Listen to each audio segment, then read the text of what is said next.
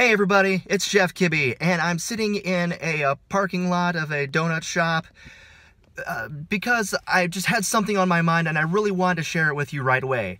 Especially if you are one of those people that are trying to learn how to cook. You want to cook more food at home, you're looking up recipes online, you're subscribing to magazines, you're getting those home delivery meal kit things, having everything prepared and delivered to you at home. But you're still feeling frustrated. You still feel like these 20-minute meals are taking 30, maybe 40, 45 minutes. And at the end, they're still not turning up the way you'd like them to. You're feeling frustrated. You want to know how to cook better, and it's just not working. Well, let me tell you, I had a revelation this morning. And I guess before I go any further, I should introduce myself. My name is Chef Kibby. Cooking with Kibby is my online brand. I do whatever I can to help people have more home-cooked meals prepared for them, whether it be through my catering service in my area of Marysville, Ohio, or live cooking demonstrations and wellness demonstrations for schools or for corporate wellness events and for farmers markets, along with hands-on kitchen sessions where people spend time cooking with me in person, preparing 3 to 5 dishes in about 2.5 hours, and then of course the online content of which you're experiencing some right now. Not all of which are made with my children's dolls in the background. But anyway, I felt it really important. I wanted to share this with you. I needed to get this off my chest. Okay, so here's the revelation I had when I woke up this morning. Okay, get this. Recipes are written for people who already know how to cook. I know, let that bounce around in your head for a little bit. Okay, I'm going to say it again. Recipes are written for people who already know how to cook. Now, at first glance, that may not make a whole lot of sense to you, but let's think about it a little bit, okay? Recipes are a guidework, or a framework for how a dish is to be prepared. And it's written in a particular language that the person writing the recipe and providing it to you is assuming that you have a certain bit of knowledge and expertise and experience in the kitchen in order to know how to fulfill the steps that are being put forward. Maybe it'd be helpful if I use an analogy, okay? I'm a musician. My wife is also a musician. I play guitar, and she plays the piano, okay? Now, I'm somewhat familiar with sheet music, okay? If you were to put a piece of music in front of me, a piano piece in front of me, I would be able to look at it and recognize that it is a sheet of piano music. I would be able to see the staffs and the bass clef and treble clef and the time signature and the key and crescendos and decrescendos and the tempo and all of those things. I would recognize those terms, and I would recognize that there are notes on the staffs.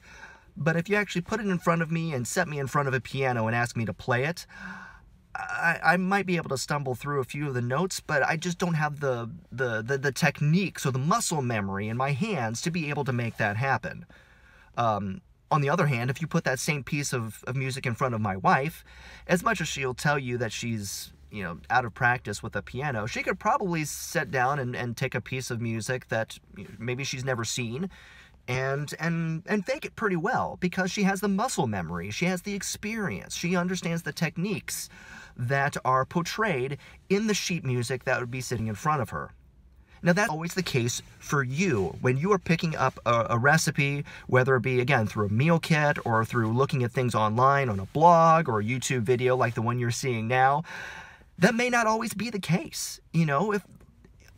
As I've been looking through recipes recently, I could tell you that even the simplest recipes will give you anywhere from, let's say, 8 to 15 different specific cooking techniques that it's expected that you already understand what those words mean and how to do them. Simple things like halve and peel and thinly slice an onion. Now, I know from experience and from having seen people do it wrong in the industry many, many times, even people who've gone to cooking school, mind you, that you can do that very simple step a number of wrong ways. And if you don't understand the right way, then the rest of the meal is not going to turn out right. Okay? So, I could go on and on and on about this, but I just want to get this out on the internet so I can begin to I'm trying to find my voice. You know, this is a really cluttered space, the space of online cooking help and recipes and you know, cooking videos and things like that. This is not your typical cooking video. This is a chef and a dad and a husband who is saying that home cooking is challenging, and if you don't know how to cook and you are looking at recipes in order to teach you how to cook, you are going to continue to be frustrated. And it's understandable, okay? Because you're expecting yourself to understand a language that you haven't learned yet, okay? So spare yourself the frustration, okay?